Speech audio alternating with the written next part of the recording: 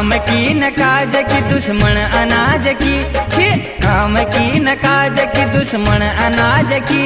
खाने की होशियार काम की नमस्कार, खाने की होशियार काम की नमस्कार।